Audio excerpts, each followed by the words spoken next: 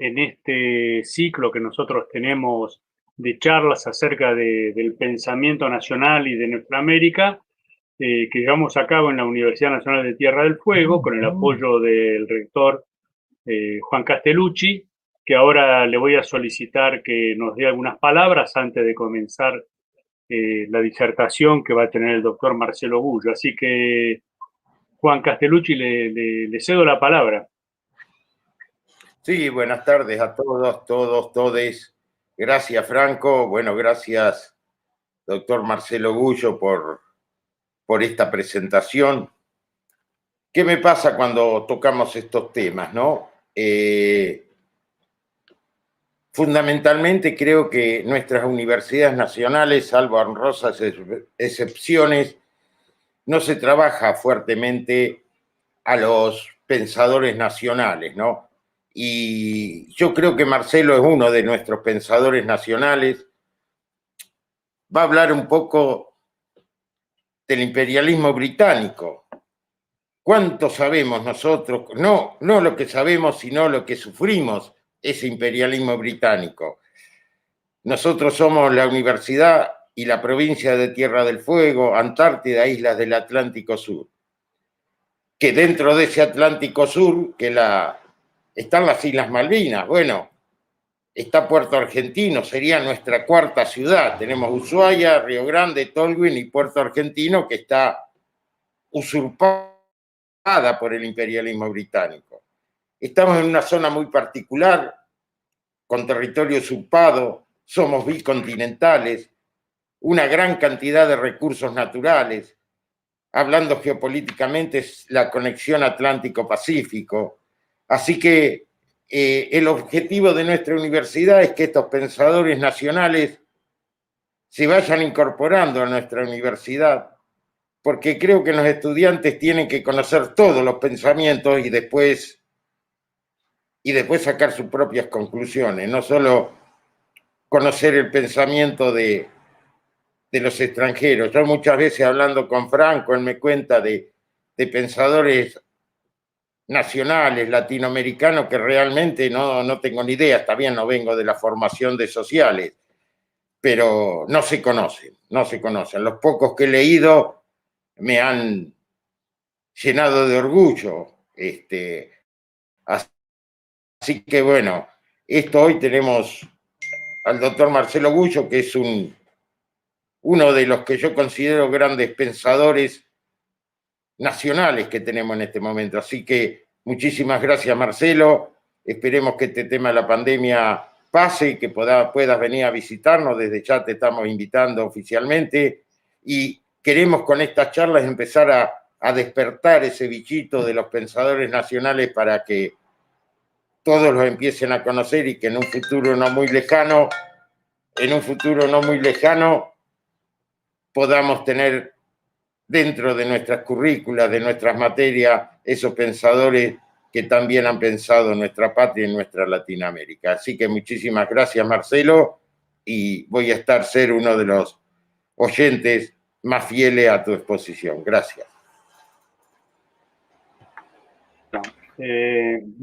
Muchas gracias, Juan Castellucci, nuestro rector. También quería hacer un reconocimiento a que ha colaborado en la organización de esta charla, al Centro de Estudiantes de la Universidad Nacional de Tierra del Fuego, sobre la persona de Paula Foff, una jovencita estudiante de ciencia política que ya le falta poco para recibirse. Y hay una agrupación juvenil de estudiantes que se llama Megafon, que la lleva adelante el Tucul Encinas, que también le agradezco porque estuvo trabajando en la difusión de lo nuestro.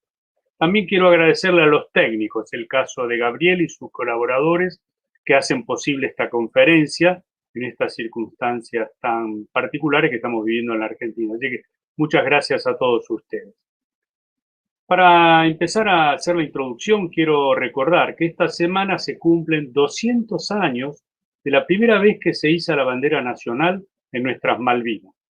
Por eso hoy vamos a tocar con el doctor Marcelo Gullo un tema muy sensible para nosotros, para nosotras, los argentinos y argentinas, que soñamos con una patria más justa, libre y soberana. El tema de hoy es Inglaterra, las oligarquías portuarias y la destrucción de la unidad hispanoamericana. ¿Por qué consideramos que es importante este tema?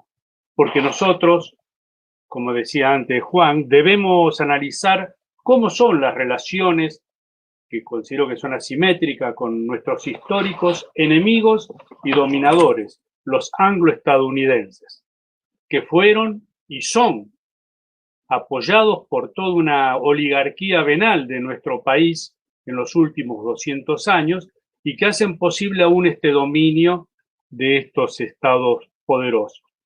Hoy abordamos esta indagación con el aporte de un pensador criollo. Yo lo considero criollo a Marcelo Gullo, y es un pensador también de la periferia. Cuando digo de la periferia no somos de los centros eurocentristas o anglosajones, es un pensador brillante de la periferia que nos hace un aporte novedoso de categorías analíticas para las ciencias sociales, entre las que sobresalen, desde mi punto de vista, el umbral del poder, estructura hegemónica, subordinación ideológica, insubordinación fundante, categorías que para nosotros los cientistas sociales nos permitirán clarificar las contradicciones principales de las contradicciones secundarias, marcar las diferencias en esta nuestra lucha por la definitiva independencia argentina y de nuestra América. Estas contradicciones fueron y son sintetizadas por el pueblo en su conjunto, por ejemplo, en consignas que nosotros escuchamos de cuando éramos jóvenes y se siguen repitiendo ahora, como ser liberación o dependencia, patria sí, colonia no. Por ello, para ir redondeando, más que nunca debemos tener claro quiénes son los que nos subordinan y qué debemos conocer nosotros y hacer para ser unos insolentes, insubordinados, fundantes. Ahora paso a presentar al doctor Marcelo Gullo. Él es académico, analista, consultor de relaciones internacionales, es discípulo de los maestros del pensamiento nacional latinoamericano, el brasileño Helio Jaguaribe y del hace poco fallecido maestro Alberto Metol Ferré. Es licenciado en Ciencia Política por la Universidad Nacional de Rosario, doctor en Ciencia Política por la Universidad de El Salvador, magíster en Relaciones Internacionales por el Instituto Universitario de Altos Estudios Internacionales de la Universidad de Ginebra, graduado en Estudios Internacionales por la Escuela Diplomática de Madrid. Es asesor en materias de relaciones internacionales de la Federación Internacional de Trabajadores de la Educación y la Cultura, asesor de la Comisión de Relaciones Exteriores de la Cámara de Diputados de la Nación Argentina, es profesor de la Universidad Nacional de Lanús, es investigador asociado del Instituto de Estudios Estratégicos de la Universidad Federal Fluminense, es profesor de la Escuela Superior de Guerra en la maestría Estrategia y Geopolítica. Y una cosa muy importante que hace un aporte, que es el creador de la teoría de la insubordinación fundante. También tiene editados una serie de libros que se los vamos a ir diciendo mientras se va desarrollando la charla, entre los cuales está La insubordinación fundante, que se los recomiendo a todos, que es buenísimo. Hecha esta breve presentación, le damos la palabra al doctor Marcelo Gullo y le decimos bienvenidos a nuestra casa de estudios, esta humilde casa de estudios jovencita, que es la Universidad Nacional de Tierra del Fuego. Así que, Marcelo, te dejo con la palabra. Muy buenas tardes a todos los amigos de Tierra del Fuego. Mi profundo agradecimiento al rector de la Universidad de Ushuaia y a todos los amigos que han hecho posible esta conferencia. Me siento doblemente orgulloso por las amables presentaciones que han hecho, pero sobre todo porque estoy hablando para la Universidad de Ushuaia, que nosotros nos olvidamos, es el centro geográfico de Argentina. Sí, es el centro geográfico de Argentina, porque la Argentina es un país bicontinental, cuyo vértice es el Polo Sur y Ushuaia es el centro geográfico de esta Argentina bicontinental, y es la capital, ¿no es cierto?, de la provincia que tiene el territorio ocupado por nuestro central enemigo inglés, ¿no es cierto? Por eso me siento orgulloso y profundamente agradecido que se me permita difundir mi pensamiento en la Universidad Nacional de Ushuaia. El título que hemos elegido para esta conferencia es Inglaterra, las oligarquías portuarias y la destrucción de la unidad hispanoamericana. La primera precisión conceptual es que cuando nos referimos a Hispanoamérica, estamos haciendo referencia también al Brasil, y esto es como explicaba José Enrique Rodó, fundamental de explicarlo, cuando hablamos de Hispanoamérica, hacemos también referencia a Brasil. Es decir, que esta conferencia requiere de realizar una serie de precisiones conceptuales y de un profundo análisis histórico. Y la primera es esta, la primera precisión conceptual, ¿no es cierto?, es que cuando nos referimos a Hispanoamérica estamos haciendo referencia también al Brasil, y que la segunda definición conceptual es que la destrucción de esta unidad hispanoamericana comenzó muchos antes de 1810, comenzó en el año 1640 en la península ibérica. La tercera precisión conceptual, que es muy importante, es que Hispanoamérica nace, como lo afirmaba Jorge Abelardo Ramos, ¿no es cierto? Jorge Abelardo Ramos en el año 1492. Ahí comienza a gestarse, ¿no es cierto?, Hispanoamérica. A partir de ese momento comienza a gestarse un pueblo continente desde California y Texas hasta la Tierra del Fuego. Decía Jorge Abelardo Ramos en su ya famoso libro Historia de la Nación Latinoamericana, decía: el 12 de octubre de 1492, el ligur Cristóbal Colón descubre a Europa la existencia de un orbis novo. No solo fue el eclipse de la tradición ptoloménica y el fin de la geografía medieval, hubo algo más. Ese día nació América Latina y con ella se gestaría un pueblo nuevo, fundado en la fusión de las culturas antiguas. Y el mismo Jorge Abelardo Ramos, ¿no es cierto?, aclara: descubrimiento de América o doble descubrimiento, encuentro de dos mundos o genocidio, según los gustos y sobre todo según los intereses no siempre claros. Y cuando Abelardo Ramos hace referencia a esos intereses no siempre claros, ¿no es cierto?, ¿no es cierto?, hace referencia a la presencia británica en la interpretación de la historia argentina, en la interpretación de la historia de Hispanoamérica. Decimos un pueblo nuevo que va a tener una lengua en común y que va a tener una escala de valores en común, ¿no es cierto?, en común, que nace de la idea de que todos los hombres son hijos del mismo Padre y hermanos en Cristo. Si una nación no se define por la etnia, si una nación no se define por una cuestión biológica, como sostuvo el imperialismo criminal nazi y el imperialismo criminal anglosajón, entonces una nación se define por su lengua y por su escala de valores. Tenemos entonces que concluir que desde California y Texas y Arizona hasta la Tierra del Fuego había una nación en gestación que naturalmente, más allá de las dificultades dadas por la geografía y los accidentes de todo tipo gigantescos, enormes cordilleras y ríos, más allá de estos accidentes, ¿no es cierto?, debería haber dado origen a la aparición en el concierto de las naciones, en el concierto internacional, de un gran Estado-continente, que hubiese sido ese Estado-continente uno de los estados más poderosos de la historia y uno de los protagonistas de la historia, y no el coro de la historia. En lugar de ese Estado potencia, surgieron, ¿no es cierto?, 20 y pico de repúblicas impotentes. Conviene siempre recordar, como decía Jorge Abelardo Ramos, que nosotros no estamos divididos porque somos subdesarrollados, sino que somos subdesarrollados porque estamos divididos.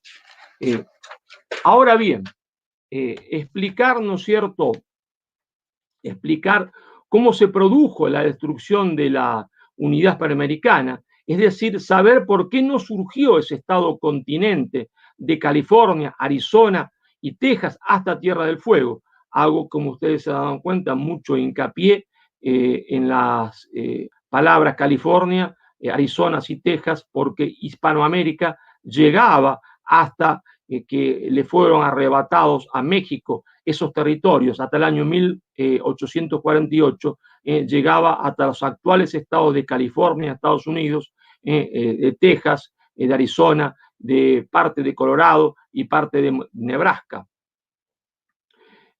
Por eso es necesario saber cómo se gestó esa unidad, ¿no es cierto? Cómo se gestó esa unidad, cómo lentamente, ¿no es cierto?, fue gestándose esa unidad, y esa unidad hispanoamericana comenzó a gestarse, ¿no es cierto?, no en el continente americano, sino que comenzó a gestarse en Europa a partir, se entiende, de una guerra, la guerra para expulsión del invasor musulmán, a partir de la batalla de Covadonga, podemos decir en 1720, comienza a gestarse esa unidad en la península ibérica, en una guerra que, como la definió Jorge Abelardo Ramos y como la definió Puiggrós, Rodolfo Puiggrós, era al mismo tiempo una guerra religiosa y una guerra política, una guerra patriótica y una guerra religiosa, porque a cada centímetro que se conquistaba para la fe, se conquistaba para la patria, cada centímetro para la patria era un centímetro más para la fe.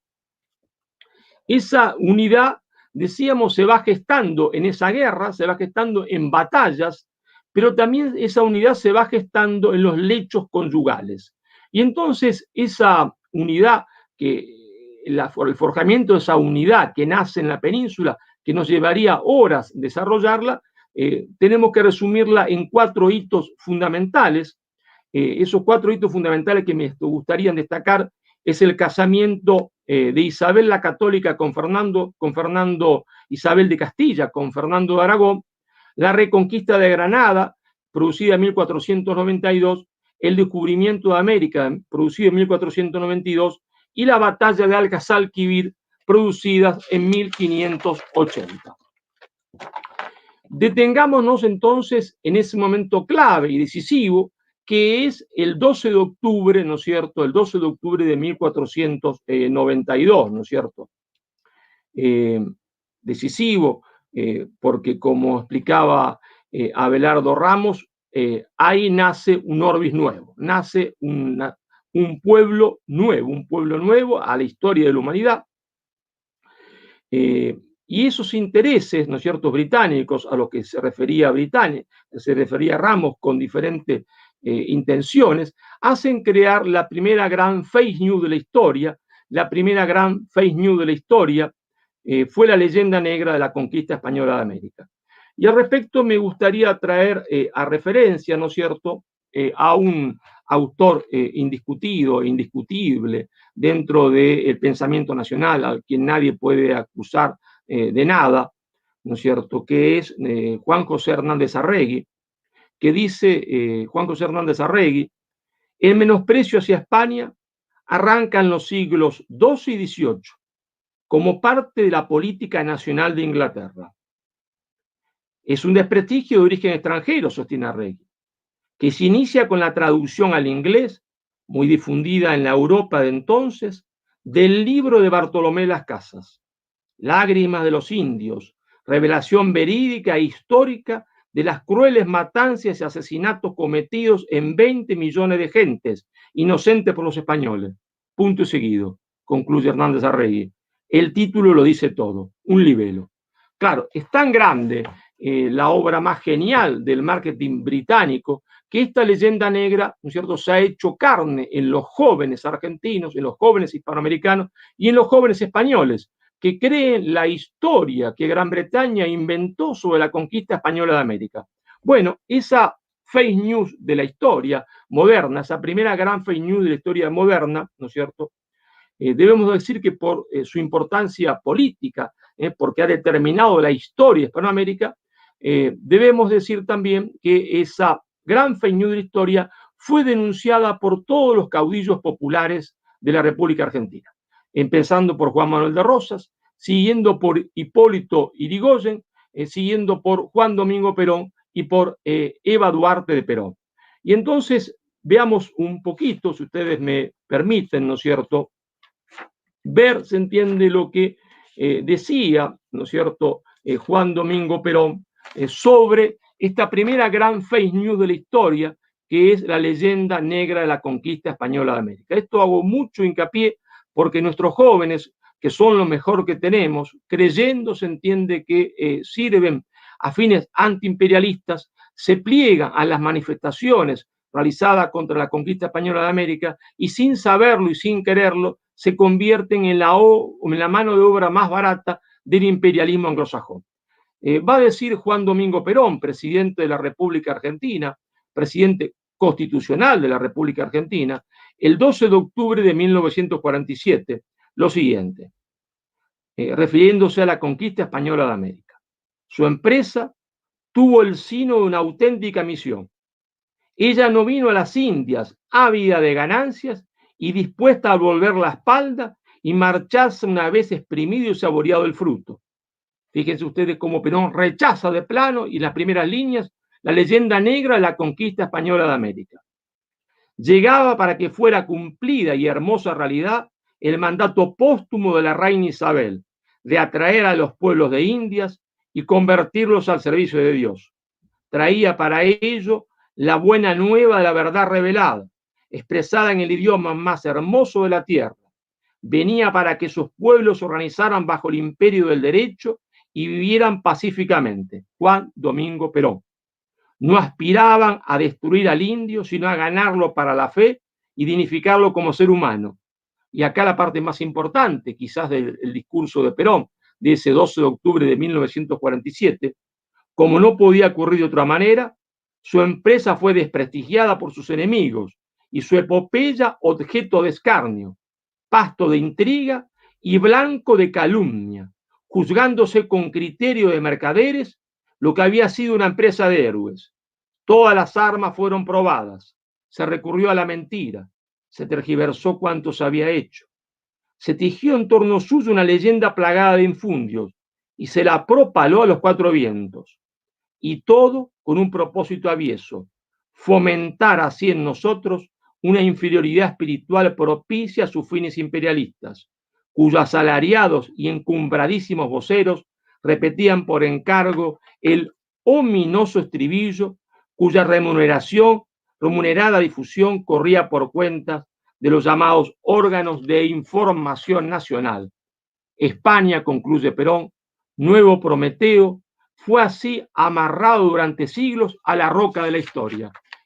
Esta definición de Perón, que es inapelable, como había sido inapelable la definición de don Hipólito Yrigoyen, ¿no es cierto?, y de don Juan Manuel de Rosas, es de suma importancia porque muchos pensadores nacionales, ante la ola gigantesca, se entiende, de leyenda negra que ha creado el progresismo, agachan la cabeza, tienen miedo de decir lo que pensaba Juan Domingo Perón, ¿no es cierto?, lo que pensaba Hipólito Yrigoyen, lo que pensaba Juan Manuel de Rosas al respecto.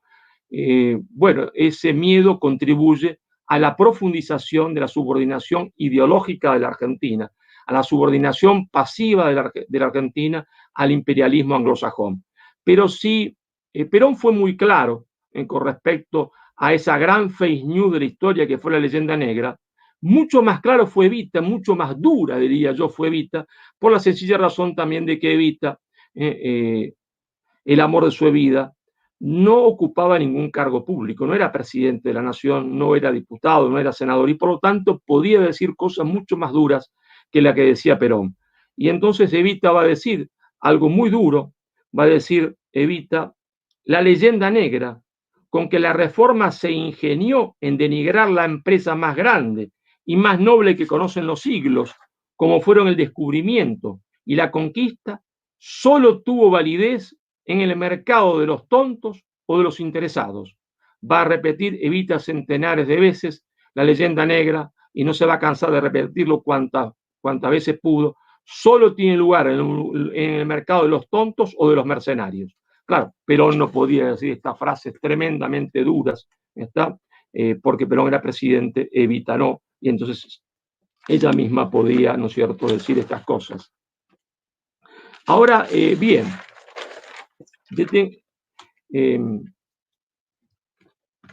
detengámonos entonces, decía, ¿no es cierto?, en este primer, ¿no es cierto?, episodio, que es el episodio de la gestación de ese pueblo nuevo, de ese pueblo continente, desde California, Arizona y Texas a la Tierra del Fuego, ¿no es cierto? Y veamos, entiende, la interpretación que hace un autor al cual no se lo podrá acusar de fascista, ni de derechista, ni de nada que se le parezca, porque es nada menos, ¿no es cierto?, que José Carlos Mariátegui, ¿no? José Carlos Mariátegui, el gran pensador socialista de Iberoamérica, el gran pensador peruano.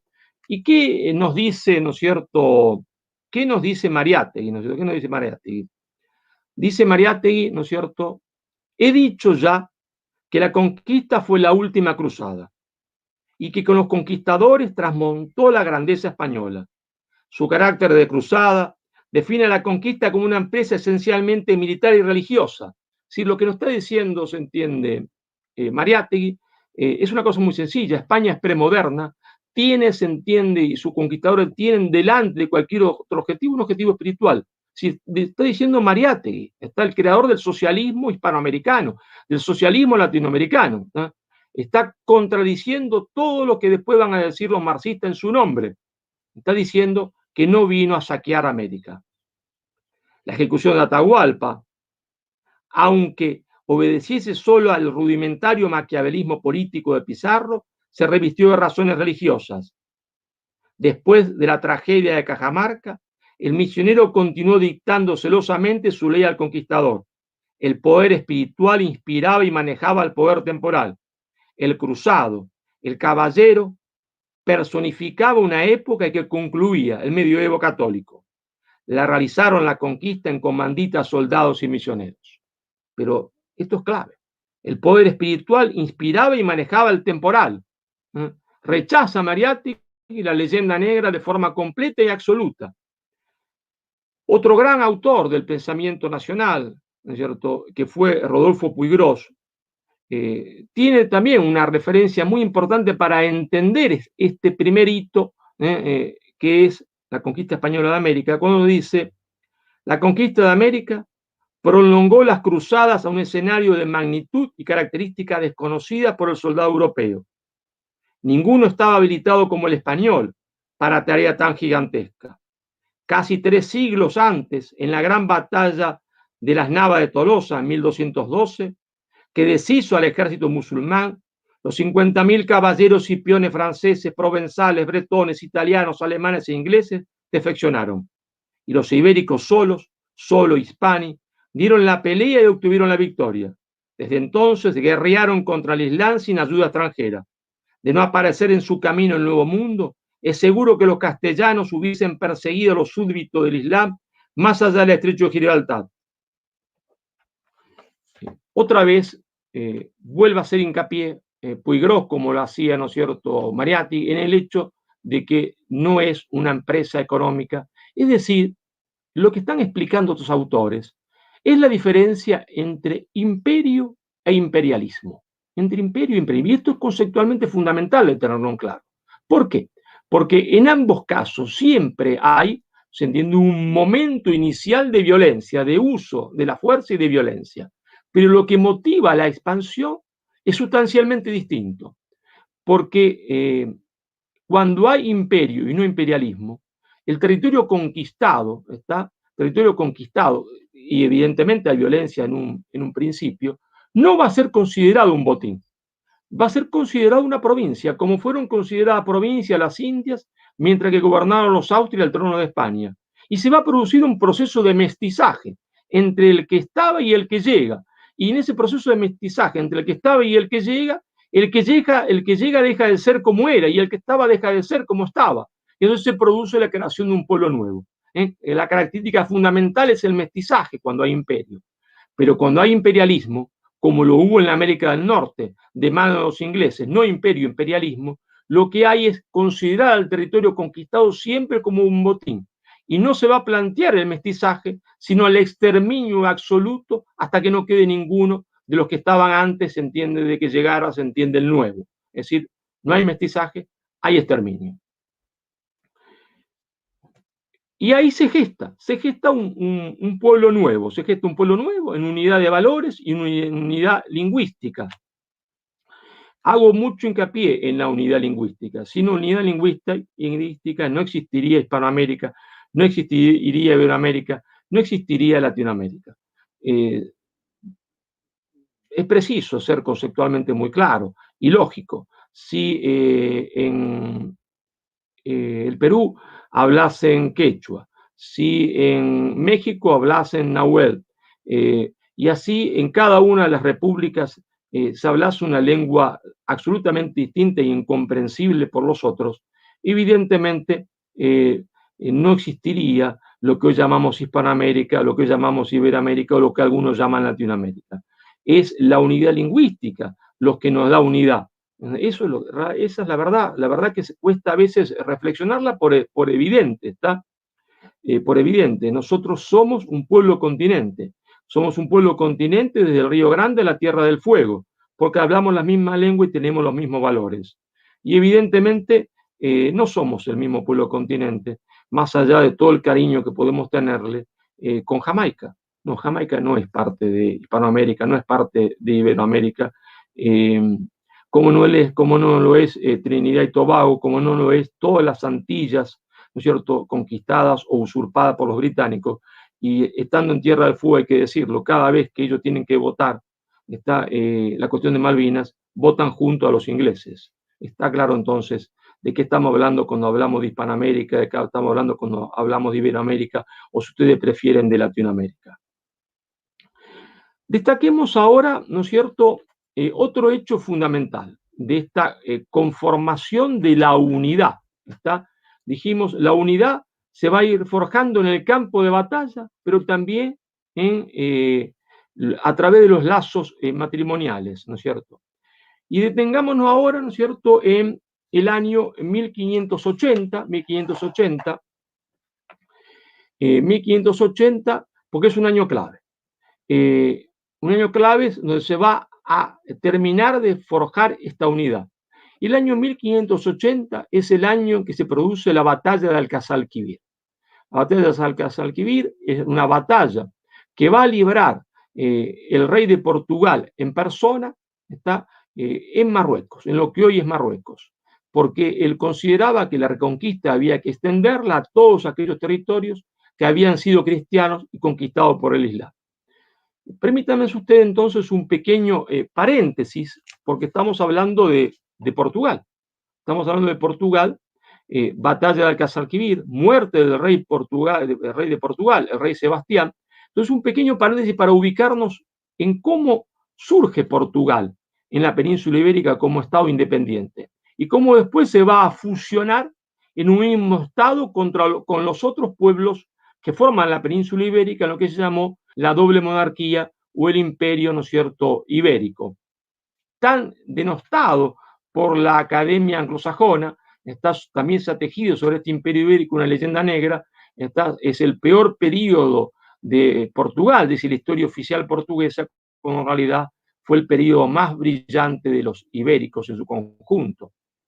En este paréntesis, tenemos que decir que en el siglo XI, el condado luso de Portocale, eso era el origen de Portugal, el condado luso de Portocale, es decir, uno de los condados del Reino de León. Alfonso VI de León quería ser emperador, es decir, rey de reyes, y entonces para ser rey de reyes tenía que tener enfeudado a un rey, y entregó a su yerno, Enrique de Borgoña, el condado portocalense, pero se lo entrega como regalo, como reino. Nace entonces el Reino de Portugal. Nace así el Reino de Portugal. En el 1112, ¿no es cierto?, muere Enrique de Borgoña y le sucede su viuda, es decir, la hija del rey Alfonso VI de León, Teresa de León, que asume como regente de su hijo Alfonso Enrique.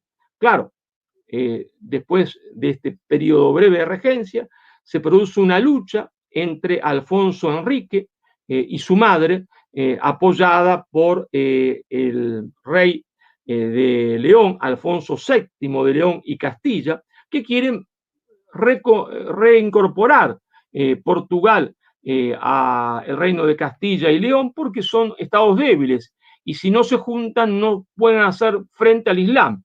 Bueno, hay una guerra muy importante que es una guerra civil en realidad, y en el año 1139 nace oficialmente el reino de Portugal y su primera dinastía, que es la dinastía de los Avis, con Alfonso I de Portugal. Alfonso I de Portugal.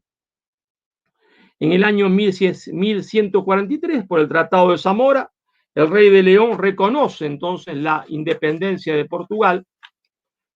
Portugal se hace independiente, pero ahí nace una contradicción en el seno de la monarquía portuguesa, que es esta monarquía de los Avis, que es una contradicción que va acompañada a Portugal toda su historia. La contradicción, ¿no es cierto?, unidad e independencia.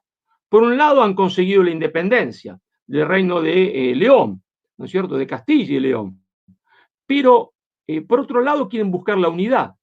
La unidad porque en esencia son lo mismo, en esencia son la misma nación, pero la unidad también porque la unidad es tremendamente necesaria para enfrentar a un enemigo todopoderoso que es el Imperio Islámico, ¿está? Porque estos son pequeños reinos divididos y solo no pueden nada.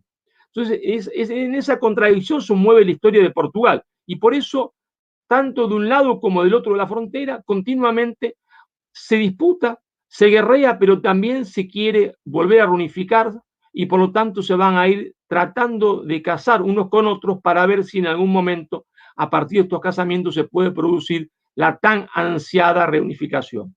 Hay un hito importante que debemos marcar, que es el año 1249, que es la reconquista, ¿no es cierto?, la reconquista final del territorio portugués, está expulsado el invasor islámico. Unos años antes, 1147, se ha producido la reconquista de Lisboa. La reconquista de todo el territorio va a ser mucho más tarde, va a ser en 1492, como dijimos antes. Bueno, Portugal sigue su historia el resto de España, casamiento de Fernando e Isabel, 1492, ¿no es cierto? 1492, reconquista de Granada, el descubrimiento de América, pero volvemos al año 1580, que fue el que nos motivó este paréntesis. En el año 1580, Sebastián I de Portugal, ¿no es cierto?, hijo de Manuel I de Portugal, va a intentar la reconquista de Marruecos, la reconquista de los territorios perdidos. Recuerdo a ustedes que la hermana, es decir, la hermana de Manuel I de Portugal, ¿no es cierto?, está casada con Carlos I de España o Carlos V de Alemania, ¿no es cierto?, y que de ese nacimiento, de esa unión, va a nacer, ¿no es cierto?, Felipe II de España, es decir, Felipe II de España, nieto de Manuel I de Portugal. Entonces, 1580, batalla de Alcázar-Quibir, y ahí una gran catástrofe para Portugal, para el ejército portugués, para la nobleza portuguesa, porque el ejército es completamente derrotado por las tropas islámicas y el mismo rey Sebastián muere en combate, su cuerpo no se lo encuentra, había sido un rey muy, pero muy, muy amado por su pueblo, quizás el rey más amado de toda la historia portuguesa, y entonces el heredero legítimo de la corona de Portugal es Felipe II de España. Y a partir de la trágica muerte, ¿no es cierto?, entonces el rey Sebastián, se produce lo que habían soñado tanto portugueses como castellanos, es decir, la completa reunificación de la península ibérica. A partir de ese momento, la península ibérica es una sola cosa, es una doble monarquía, es el imperio ibérico, ¿no es cierto?, conducido por Felipe II, y esta doble monarquía, esta unidad ibérica, que es lo que le daba su fuerza en la historia contra el gran enemigo que ya estaba enfrente, que era el imperialismo anglosajón, dura del año 1580 al año 1640. 1640. Por eso, ¿no es cierto?, hecho este raconto de cómo se formó la unidad, ¿no es cierto?, tenemos que decir ahora, ¿no es cierto?, cuáles fueron las maniobras británicas para la destrucción de esa unidad. Fíjense ustedes que hago mucho hincapié en esta doble monarquía. ¿Por qué?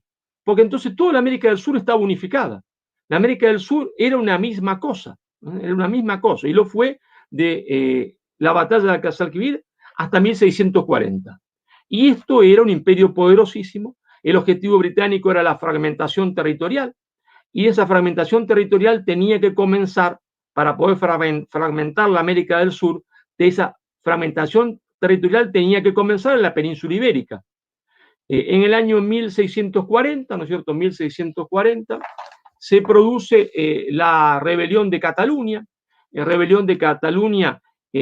podemos decir, instigada, promovida, apoyada por Francia, por el cardenal Richelieu, ¿no es cierto? Gobierna España Felipe IV, ¿no es cierto? Y aprovechando esta rebelión de Cataluña, los británicos hacen la primera gran maniobra para romper la unidad hispanoamericana, pero romperla en su origen, romperla en la península ibérica. ¿Por qué? Porque van a fomentar la rebelión del duque de Braganza contra la doble monarquía, proclamando la independencia de Portugal. Pero es que esta independencia de Portugal era querida por el pueblo portugués, de ninguna manera. Esta independencia reclamada por el duque de Braganza era una independencia absolutamente antipopular. No era el sentimiento del pueblo portugués, sí el sentimiento y sí la necesidad de una pequeña camarilla, se entiende, de la nobleza portuguesa que quería tener poder y quería tener un reino independiente. Y ahí el duque de Braganza, su sublevación contra la doble monarquía, y contra eso España no puede hacer nada. ¿Por qué?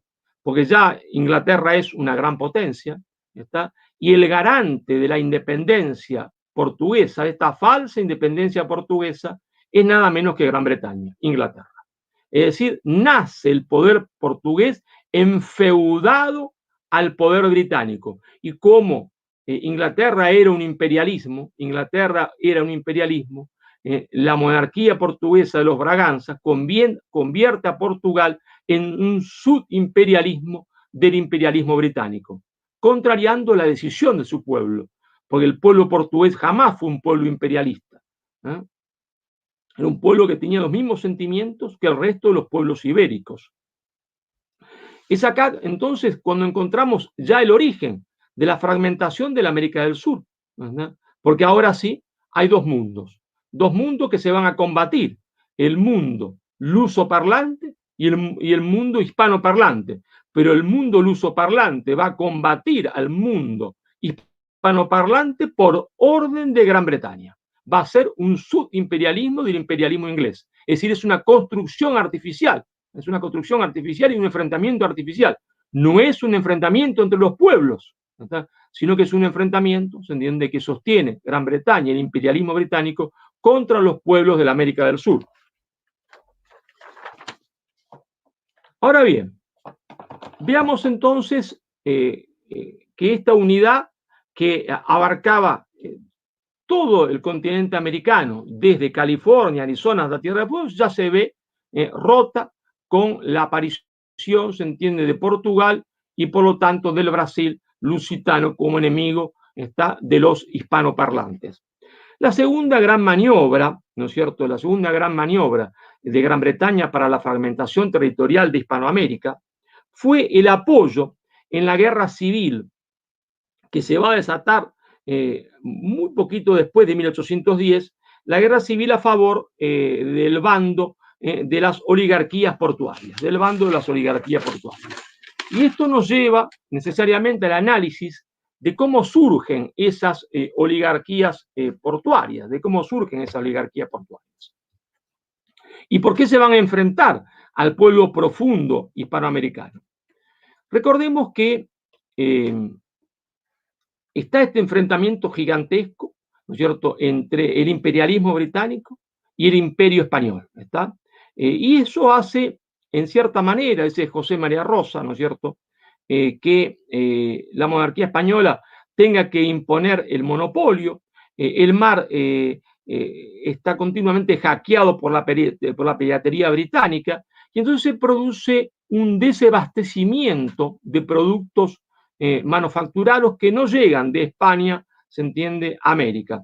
Y acá viene una reflexión muy interesante, reflexión y lógica que la descubre, ¿no es cierto?, José María Rosa en su famoso libro que trata sobre, ¿no es cierto?, las claves de la dependencia económica de la América española, en defensa y lucha por nuestra independencia económica, de José María Rosa, cuando dice: América tuvo que bastarse a sí misma, y ello le significó un enorme bien. Se pobló de industrias para abastecer en casi su totalidad el mercado interno. Malaspina, escritor del siglo XVII, nos dice que el movimiento fabril de México y el Perú era notable. Habla de 150 sobrajes en el Perú, que a 20 telares cada uno daban un total de 3.000 telares. Y Cochabamba, según Hanskin, consumía entre 30 y 40.000 arrobas de algodón en sus manufacturas. Las manufacturas más desarrolladas en las colonias fue la textil. Hubo un temprano desarrollo de manufacturas de seda en Nueva España, México. Se produjeron también tejidos de lana y algodón, y pronto aparecieron obrajes tanto en los pueblos indígenas como en las ciudades españolas. Solo en las clases altas usaban las telas finas importadas de España. El común se vestía con materiales del país. Los tejidos de lana eran los más comunes en la meseta de Nueva España y Perú, y había abundancia de carneros merinos, raza sumamente desarrollada en las colonias. La industria textil colonial fue reconocida oficialmente en tempranos decretos reales.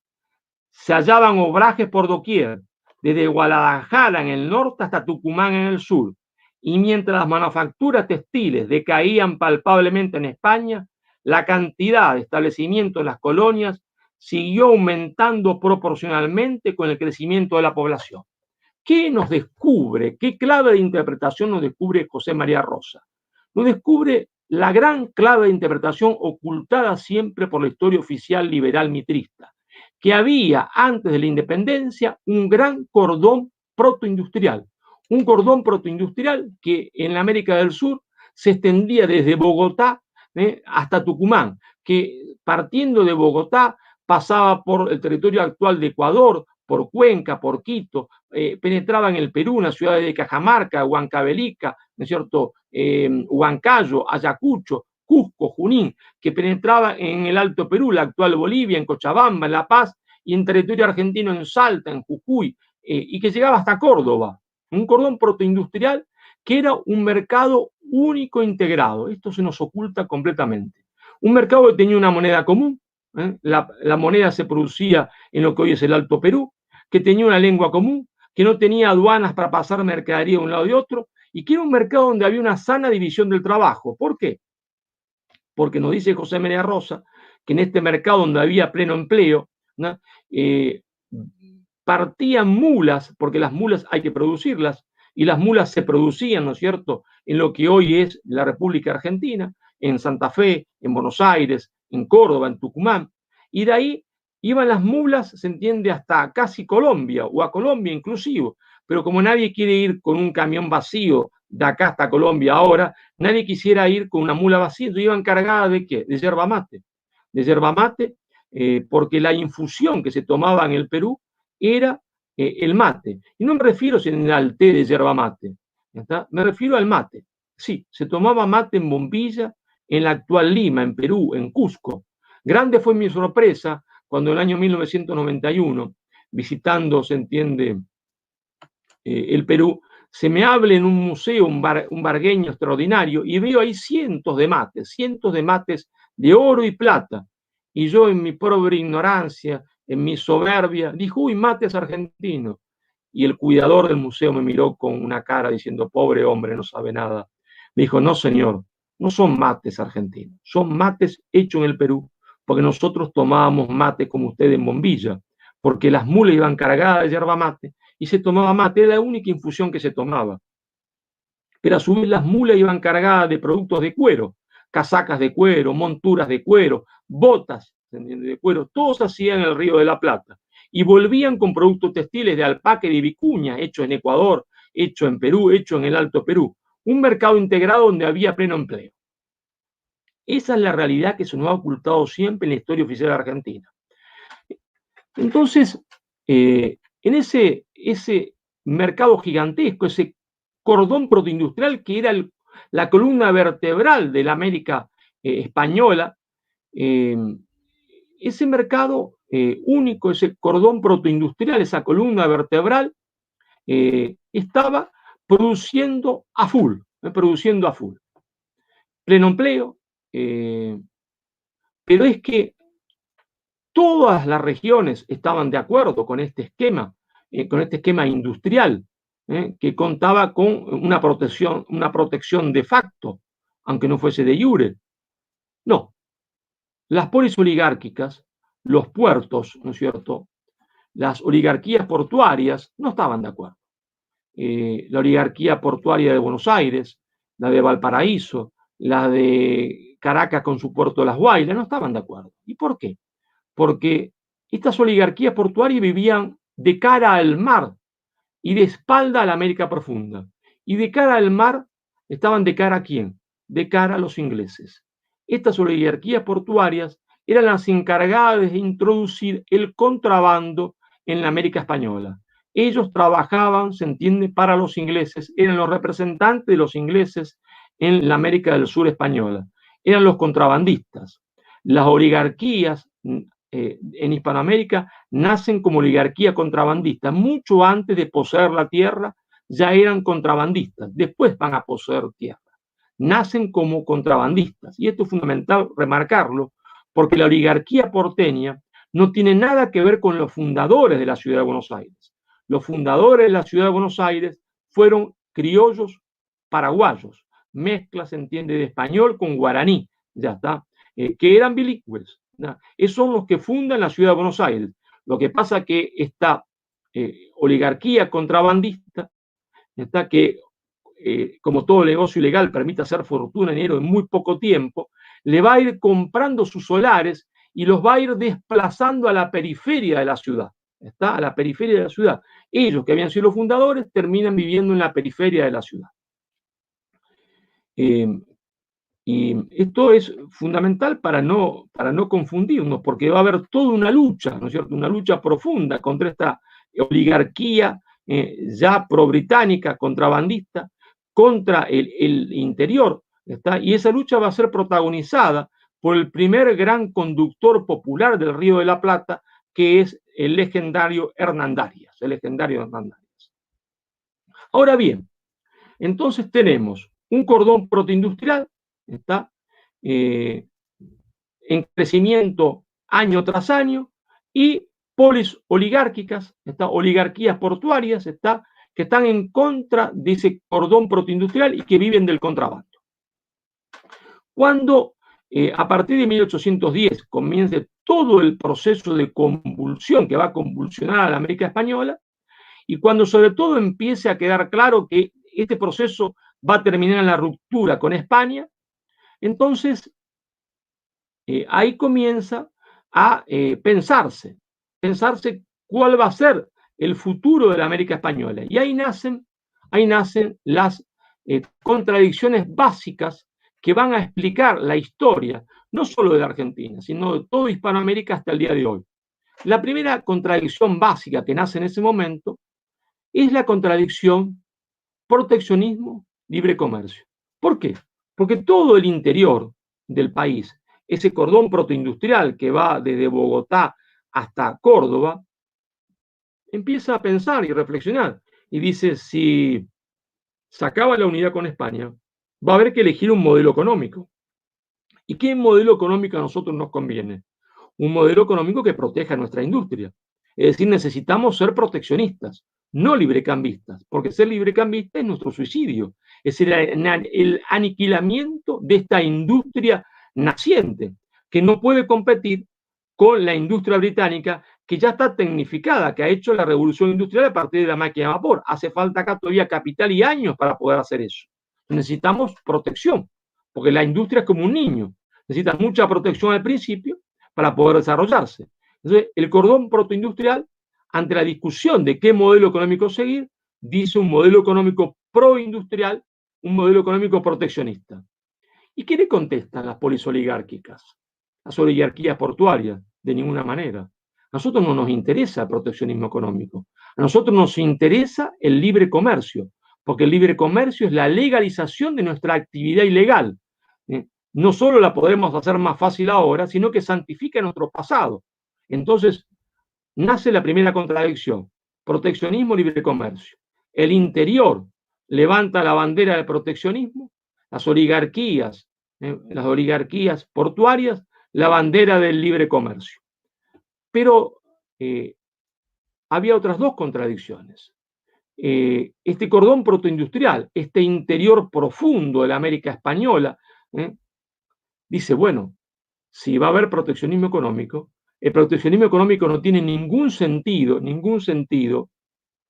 si el proceso de independencia no termina en la unidad, si no se conforma un solo Estado, porque entonces ninguna de estas economías podría funcionar. Entonces, ese cordón protoindustrial, ese interior profundo de la América española, criolla, indígena, dice proteccionismo económico y patria grande. ¿Y qué le responde las polisoligárquicas, la oligarquía portuaria? De ninguna manera. Ellos responden, ¿no es cierto?, patria chica, es decir, pequeños estados de acuerdo a nuestra cadena de distribución, porque cada mafia de contrabandistas tiene su cadena de distribución, ¿no? La mafia de Valparaíso tiene su cadena de distribución, la mafia de Buenos Aires tiene su cadena de distribución, y esa cadena de distribución de contrabando de la mafia de Buenos Aires, de los contrabandistas de Buenos Aires que van a ser la oligarquía porteña, llega a duras penas a Tucumán, llega eficientemente hasta Córdoba y llega hasta Tucumán y Jujuy.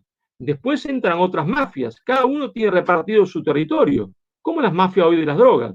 Entonces, las oligarquías responden no a la patria grande, queremos un Estado de acuerdo a nuestra cadena de distribución.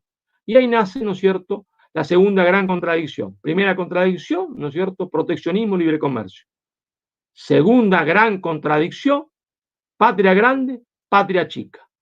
Pero hay una tercera gran contradicción, tanto más importante que estas, ¿está? Ese cordón protoindustrial, esa América profunda, dice, bueno, nosotros somos lo que somos medio indios, medio españoles, somos gauchos, somos criollos, hablamos castellano, tenemos otros valores, tenemos otra religión, somos esto, y tenemos que reafirmarnos lo que somos, lindo, feo, bonito, bueno. Nadie puede ser lo que no es, y esto somos nosotros. Somos el resultado de este gigantesco mestizaje,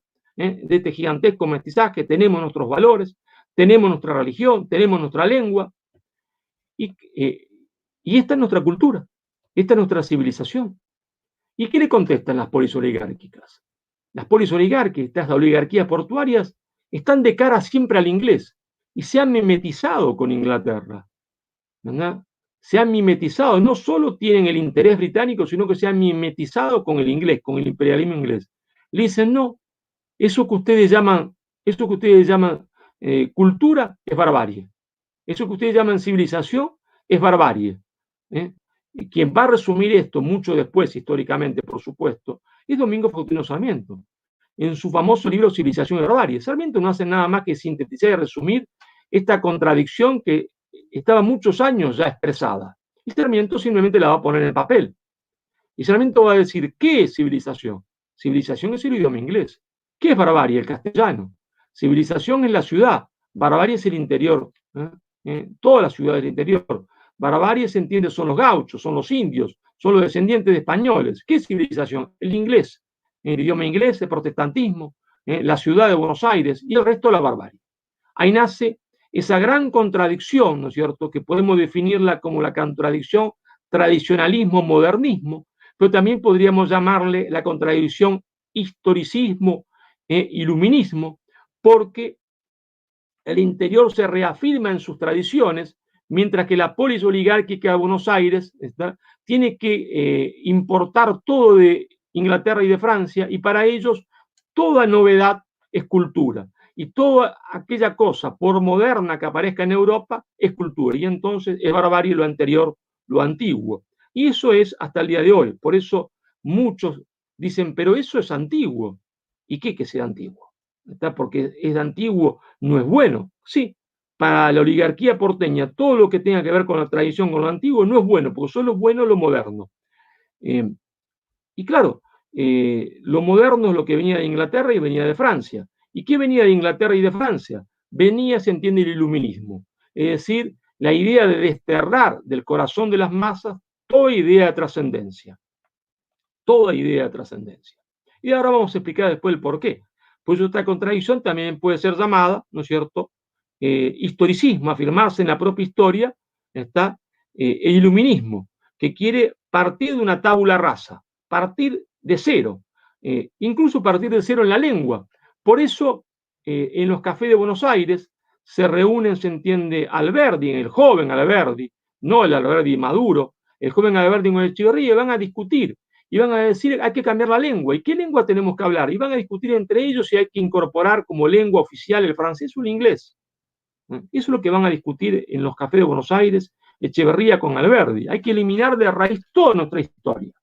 Y ahí están las tres grandes contradicciones, las tres grandes contradicciones. La contradicción, ¿no es cierto?, proteccionismo, libre comercio, la contradicción patria grande, patria chica, la contradicción tradicionalismo, modernismo o historicismo, ¿no es cierto?, iluminismo. Pero claro, estas tres contradicciones se van a entroncar, se entiende, con el interés británico. ¿Está? Hay un interés británico. ¿Cuál es el interés británico? El interés británico, ¿no es cierto?, es la fragmentación de la América española. ¿Porque los ingleses sean malvados? No. ¿Porque los ingleses son los hombres más crueles de la historia? No. Porque todo aquel en el escenario internacional que tiene poder no quiere que otro lo tenga. Y siempre la estructura hegemónica del poder mundial y las potencias hegemónicas juegan a la fragmentación territorial de los estados porque quieren tener delante suyo una multiplicidad de estados, es decir, estados enanitos y no un solo estado gigante.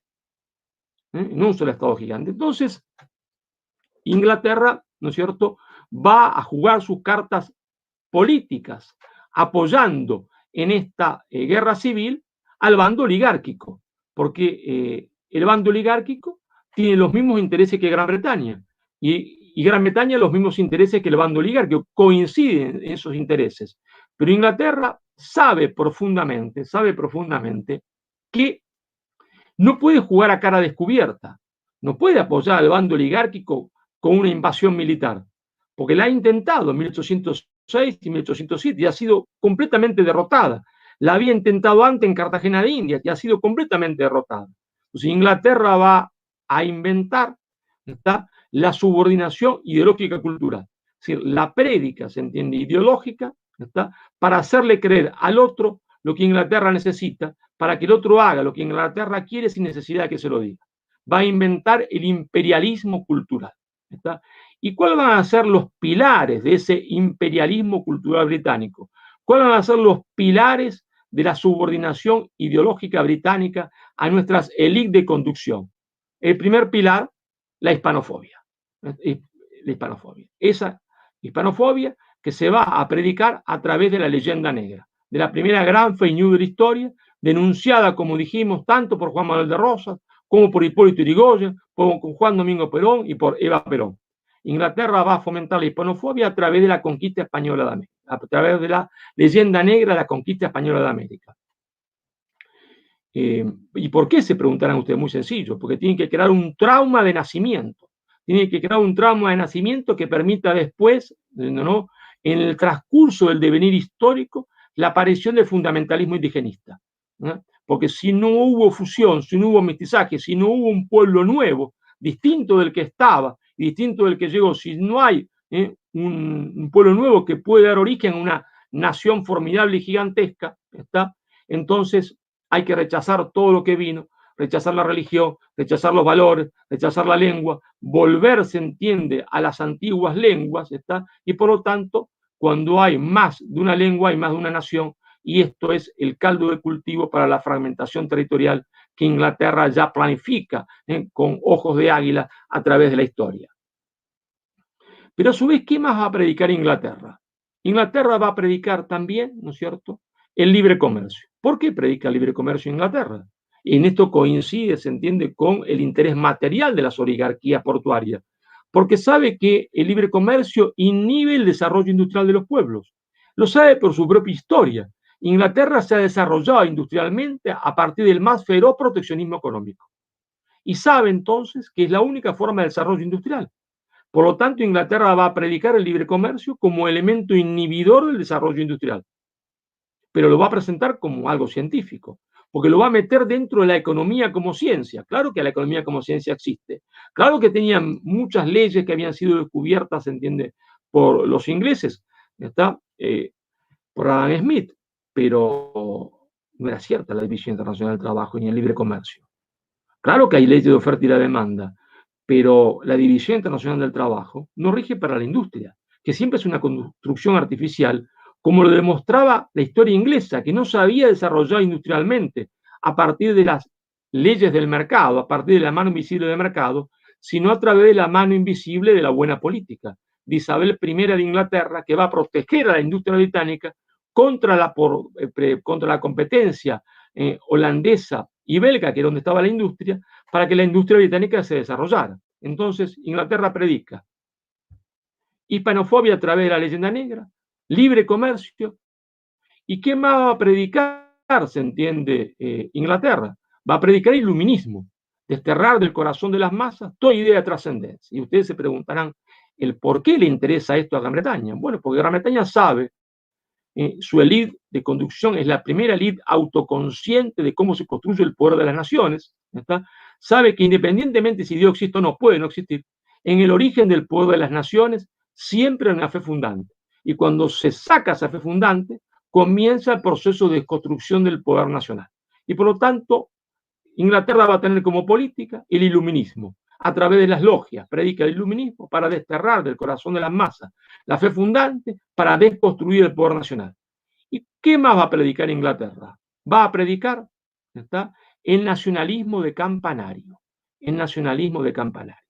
Hacerle creer a cada una de estas, ¿no es cierto?, de estas repúblicas recientemente independizadas, que existieron desde siempre. Que siempre existió la Argentina, que siempre existió el Perú, que siempre existió Chile. Hacerlo olvidar su pasado común. Hacerlo olvidar, se entiende que era una misma nación. Pero claro, para eso Inglaterra tiene que hacer mucho más de que simplemente predicar el nacionalismo de campanario, para que no vuelva a aparecer en la historia un Estado gigante, un Estado gigantesco, un Estado continente de la Tierra del Fuego a Río Grande, del Río Grande a la Tierra del Fuego. ¿Qué tiene que hacer? Tiene que mover sus hilos, ¿está?, para que, apoyando estas oligarquías locales generen, se entiende, guerras entre las distintas repúblicas hispanoamericanas. Porque ¿cómo transformar lo que es irreal en real? Solo si hay sangre, solo si hay guerra, porque la guerra engendra odio, la guerra engendra odio. Entonces había que darle un contenido real a lo que era irreal. Y por lo tanto Inglaterra va a mover sus hilos a través de las logias para que se produzca la guerra del Pacífico, la guerra de la oligarquía chilena, no del pueblo chileno, no del pueblo chileno, la guerra de la oligarquía chilena contra el Perú y contra Bolivia, una guerra cruel, terriblemente cruel. ¿Y por qué tan cruel esa guerra entre hermanos? Justamente porque Inglaterra quería que se cree odio, para que haya algo real donde había nada más que artificialidad, ¿verdad? Y entonces la guerra del Pacífico. Pero también Inglaterra va a mover sus fichas para hacer lo que se conoce como la guerra de la Triple Alianza, que en realidad debía ser conocida como la guerra de la Triple Infamia. No la guerra de Argentina contra el Paraguay, la guerra del poder angloporteño, del imperio o subimperio brasileño y del Uruguay contra el Paraguay. No la guerra argentina. ¿Y por qué no la guerra argentina? Porque lo demostró ya José María Rosa en su famoso libro, ¿no es cierto? La guerra del Paraguay y las montoneras argentinas. Todo el interior se opone a esa guerra. son llevados los gauchos, se entiende, encadenados al frente de batalla. El interior se rebela, está contra esta guerra y le hace la guerra a Buenos Aires contra esta guerra. Entonces, no es la guerra de Argentina, es la guerra, se entiende, del poder angloporteño contra el último reducto federal. Claro, porque la guerra del Paraguay es la última batalla de la guerra civil. Por eso, el gran hombre de Santa Fe tuvo un hijo, y ese hijo, ¿no es cierto?, Tadeo López, muere luciendo, se entiende, el uniforme paraguayo. Tadeo López, hijo del brigadier López, del gran caudillo de la provincia de Santa Fe, muere como una legión de santafesinos luciendo el uniforme paraguayo. ¿Por qué? ¿Porque eran traidores a la Argentina? No. Porque para ellos, como para todos los hombres del interior, la guerra del Paraguay era la última batalla de la guerra civil. Pero hay otra vez el triunfo británico. Donde había solo y realidad, había que crear una guerra, había que derramar sangre, y mucha sangre, al punto tal que se cometió el genocidio del pueblo paraguayo, donde se asesina a todos los niños mayores de 12 años para que lo irreal se transformase, se entiende, en real, para darle un contenido real a lo que era profundamente irreal. Entonces, Inglaterra mueve sus fichas, ¿no es cierto? Mueve sus fichas, está, logra, se entiende, la fragmentación territorial de la América española, de Hispanoamérica. El fracaso de San Martín se llama Chile, se llama Argentina, se llama Perú. El fracaso de Bolívar se llama Ecuador, se llama Colombia, ¿no es cierto? Se llama Ecuador, Colombia y Venezuela. Y a eso había que darle un reaseguro. Un reaseguro. ¿Y el reaseguro cuál es? El mismo reaseguro que nos tiene atados, que nos tiene encadenados hasta el día de hoy, la deuda externa. 1824 es un año clave porque todas las repúblicas recientemente reconocidas por Gran Bretaña van a endeudarse con la casa Baring Brothers. Como si hubiese un fax, todo el mundo firma todo al mismo tiempo, con las mismas cláusulas, con la misma casa británica Baring Brothers. Argentina termina de pagar la deuda en 1947. La Gran Colombia se disuelve y le toca un pedazo de la deuda a cada una de las repúblicas. Venezuela la termina de pagar en 1954 con su boom petrolero, y Ecuador recién en 1979 con su boom petrolero. Entonces, Inglaterra reasegura la dominación cultural con la dominación económica a través de la deuda externa. Claro, ¿y quién se beneficia de todo esto? Los socios, ¿no es cierto?, de Inglaterra en este esquema. Los socios de Inglaterra en este esquema son las oligarquías portuarias, sin la cual Inglaterra, por supuesto, nada podría haber hecho. El máximo representante histórico que resume en sí mismo esa oligarquía portuaria es Bernardino Rivadavia, el gran enemigo de San Martín. El gran enemigo de San Martín. Hombre de alma negra, le llama San Martín. Hombre de alma negra. Y por eso está simbolizado en Rivadavia, ¿se entiende? Todo esto que venimos a hablar, estas tres contradicciones y los pilares de la subordinación cultural querida por Inglaterra, y la herramienta para dominarnos, que era el reaseguro de la deuda externa. Es Rivadavia el que hace la deuda externa, que crea la deuda externa de las Provincias Unidas del Río de la Plata, por supuesto de Buenos Aires, pero fue asumida por todos. Es decir, Rivadavia, el más crudo representante del libre comercio, del iluminismo y del nacionalismo de campanario. Por eso Rivadavia, ese hombre de alma negra, como dice San Martín, ya cuando estaba como poder oculto en el triunvirato, le ordena a Belgrano: retroceda usted a Córdoba. ¿Y por qué le ordena a Belgrano: retroceda usted a Córdoba? Porque Rivadavia es el representante de esta oligarquía. ¿Y qué quiere la oligarquía? Patria chica. Y para ellos, un estadito que llega hasta Córdoba está bien, porque hasta ahí llega su cadena de distribución de forma eficiente. ¿Para qué más? Es la sagrada desobediencia de Belgrano lo que hace que hoy Tucumán, Salta, Jujuy y Santiago del Estero sean parte de la República Argentina. Pero Rivadavia también va a ser, se entiende, el hombre del iluminismo, ¿está? El hombre de la patria chica, el hombre del iluminismo, el hombre de la deuda, y por eso le va a contestar ese otro hombre donde se resume toda la nacionalidad. ¿Y quién es ese otro hombre donde se resume toda la nacionalidad en él mismo, como se resume toda la antinación? En Rivadavia se resume en este hombre toda la nacionalidad, Juan Facundo Quiroga. Facundo Quiroga, que levanta, se entiende, el estandarte en contra de Rivadavia con su famosa bandera negra y blanca, religión o muerte. ¿Y qué quiere decir eso, religión o muerte? Quiere decir, ¿no es cierto? Quiere decir proteccionismo o muerte, ¿sí? No al libre comercio. Quiere decir patria grande o muerte, no a la patria chica. Quiere decir tradiciones o muerte. No se entiende al modernismo, no al iluminismo, no al intento de barrer con nuestras tradiciones, porque buenas o malas somos lo que son nuestras y somos lo que somos. ¿Está? Esa es la bandera de Quiroga, ¿no es cierto? El resultado de esto es esa gran anarquía que se produce, que está a punto, se entiende, está a punto de lograr el gran objetivo británico de la fragmentación territorial profunda del virreinato del Río de la Plata. ¿Por qué? Porque ya se ha fragmentado un todo en cuatro partes. El virreinato del Río de la Plata ya se ha fragmentado, existe Bolivia, existe después la banda oriental de Uruguay, va a existir el Paraguay, existen las provincias unidas del Río de la Plata, pero ahí no está conforme Inglaterra. El ejemplo que Inglaterra quiere instaurar es el que está en el norte, en la América Central. Es decir, que cada rancho sea una provincia y cada provincia se crea una nación. ¿Está?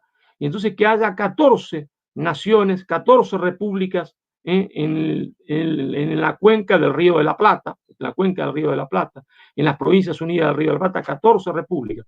La República de la Mesopotámica, la República del Noreste, la República de Cuyo, la República de Córdoba, la República de Buenos Aires. ¿Y quién es el hombre que detiene ese proceso?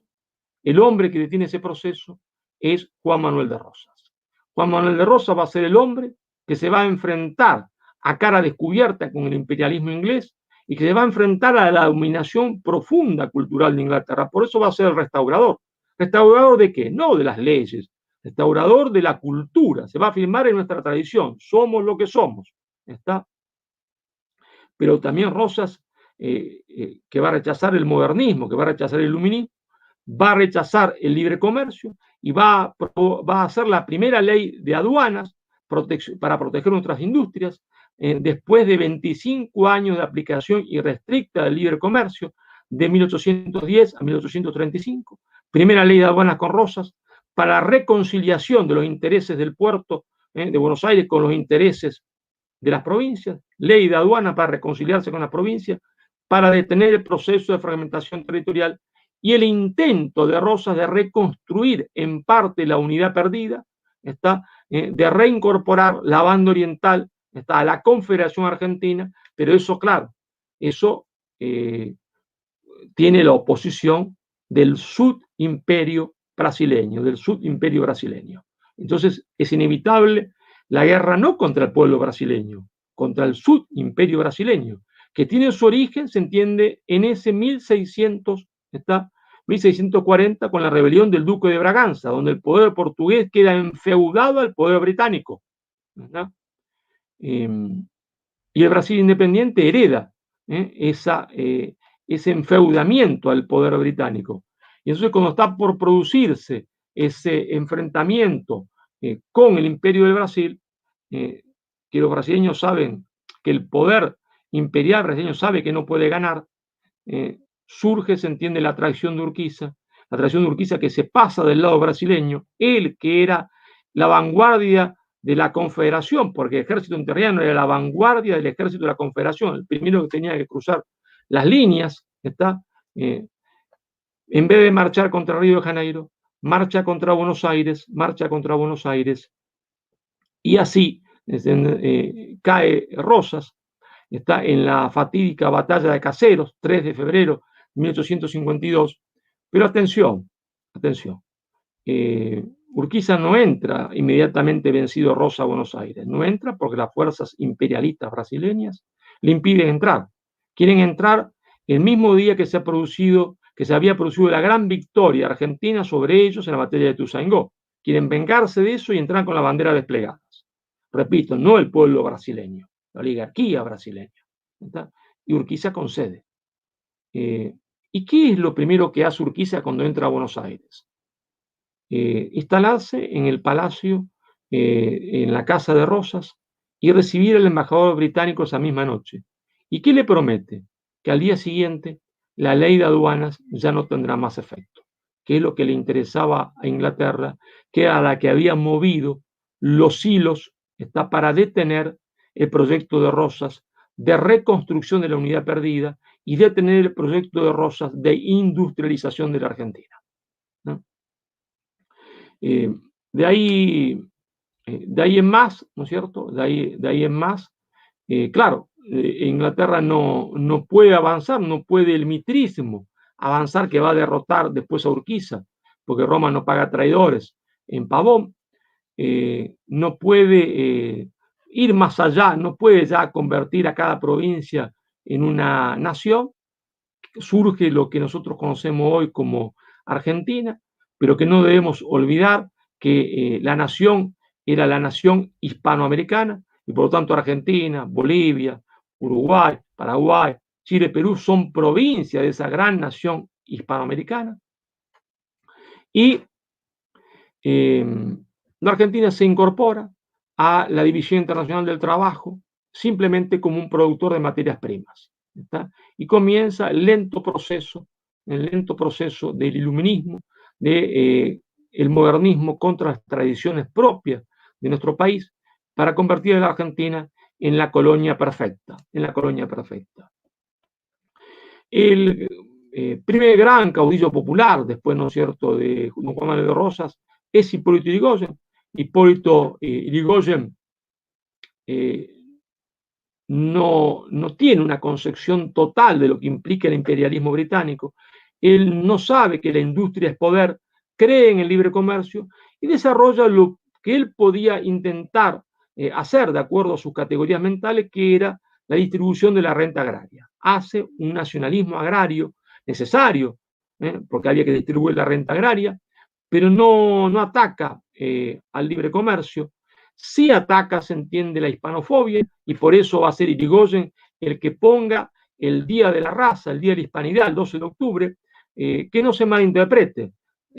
Cuando Irigoyen dice raza, no quiere decir raza biológica, quiere decir cultura hispanoamericana. Entonces, Irigoyen interpreta y entiende que hay que frenar la hispanofobia y la leyenda negra.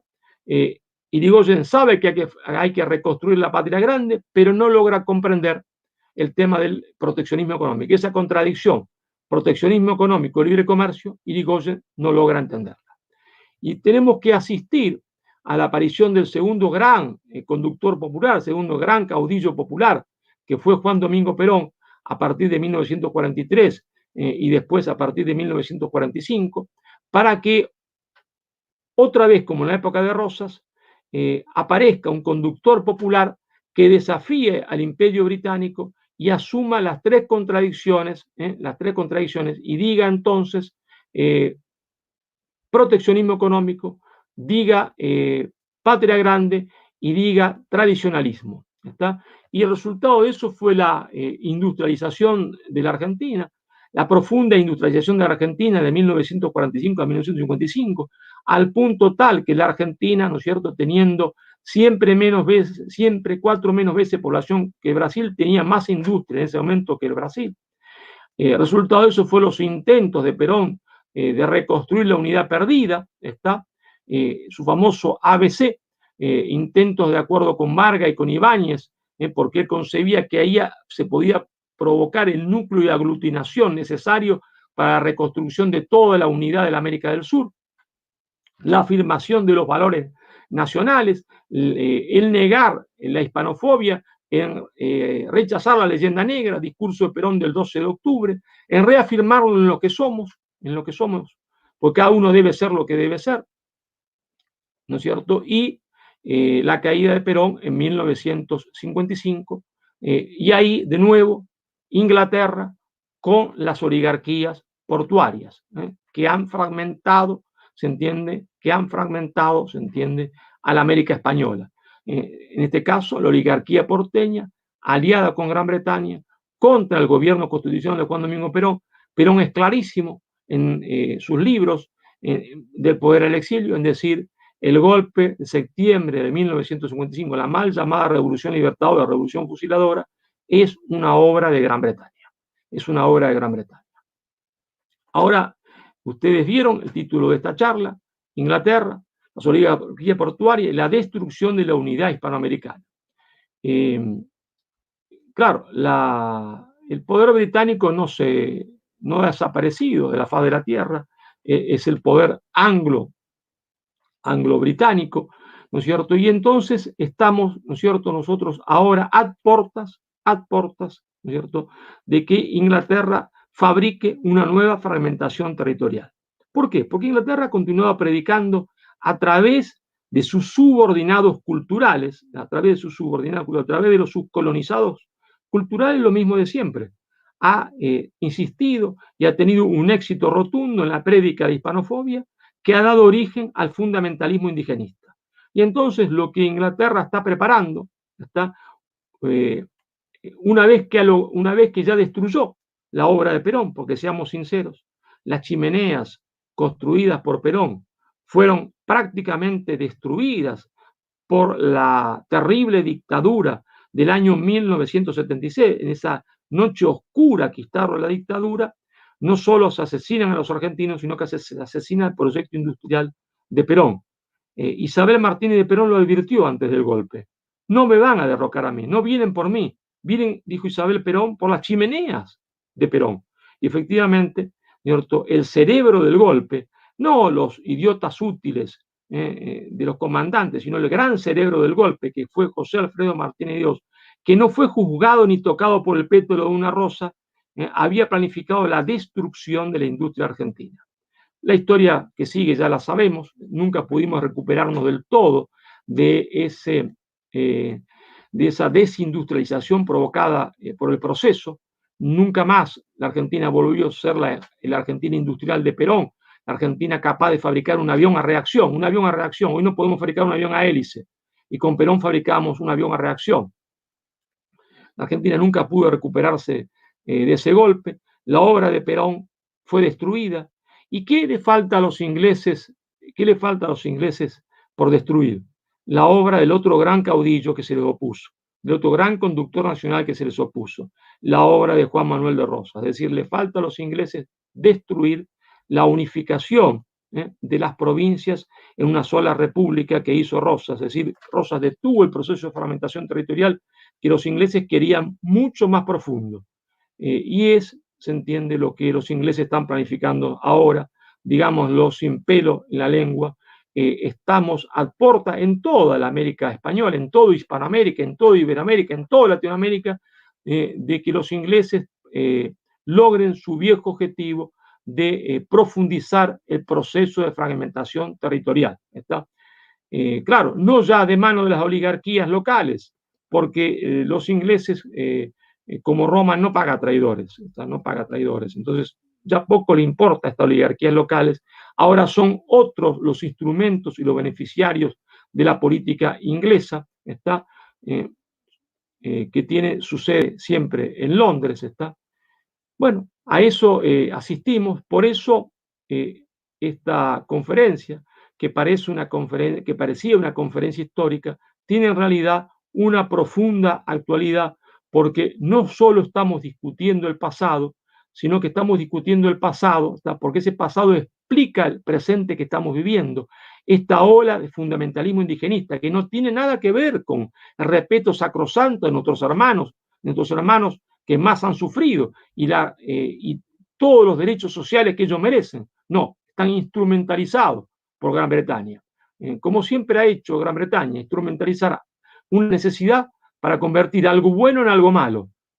Estamos a porta de un nuevo proceso de fragmentación territorial. Entonces, este pasado nos sirve para explicar el presente, pero mucho más importante que el pasado nos sirva para explicar el presente es para cambiar el futuro.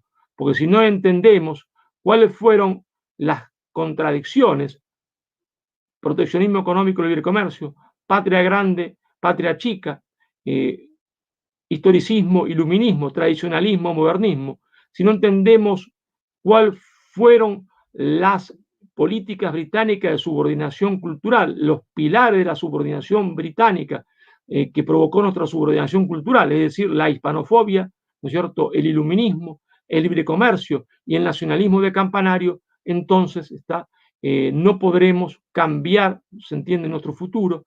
Y nuestro futuro ¿Cuál será el futuro de una Argentina que verá surgir de su seno otras repúblicas, un futuro de fragmentación territorial, un futuro de neocolonialismo, simplemente que no seremos simplemente como antes una colonia anglo-yanqui, seremos una colonia anglo-china, pasaremos de ser el granero del mundo a ser el chiquero de China, pero nuestra historia será siempre la misma, será una historia en la cual cambiamos de collar, pero no dejamos de ser perro. Y lo que nosotros tenemos que hacer es dejar de ser perro. Por eso, aunque parezca anacrónico, no lo es. La consigna nuestra es la misma consigna de siempre, liberación o dependencia. Muchísimas gracias.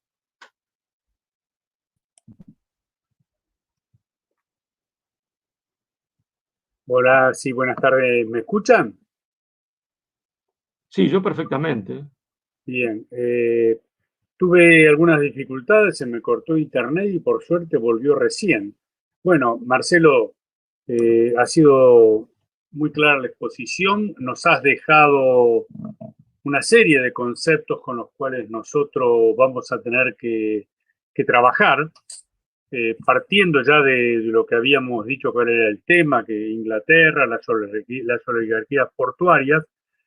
Así que te agradecemos en nombre de la Universidad Nacional de Tierra del Fuego, y yo percibo, a partir de todas las ideas que nos tiraste, que hay un déficit de conocimiento y una tergiversación, y nosotros, al tener un déficit de conocimiento, esto se los informo siempre a los estudiantes, a los profes también, al tener partir de premisas incompletas, las conclusiones que llegamos son erróneas. Así que yo te quiero agradecer todo esto, y ahora sí, Gaby, ¿estás por ahí? Gaby. No, bueno, no está. Yo quería informarles a todos los que nos están viendo y escuchando acerca de tus textos, ¿no es cierto? Así que los voy a leer acá. Quizás, Franco, podrías pedirle a Gabriela que los pase, porque ella te contesta en el Sí, chat, pero y sí está. no me está contestando, por eso no sé qué pasa. Te contesta en el chat. En el chat dice, los tengo en la placa, te contestan en el chat. Ah, bueno, entonces los tengo en la placa. Bueno, chat. Que le digo que los pase. Y si vos se los pedís, ella lo va a ir pasando.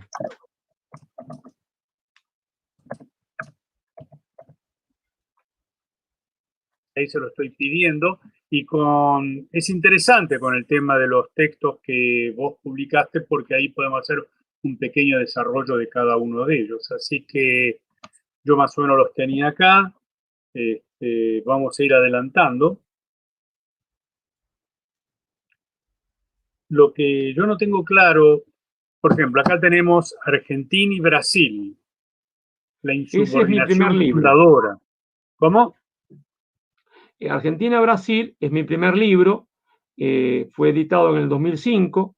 A la derecha de Argentina-Brasil está en el otro costado la insubordinación fundante, que es mi segundo libro. No, a la derecha todo, la insubordinación fundante. En el medio está la traducción del libro editado en Argentina en el 2008, que es la insubordinación fundante, la traducción y la publicación de ese mismo libro en Brasil, por la editora Insular de Florianópolis. Bien. Seguimos, Gaby.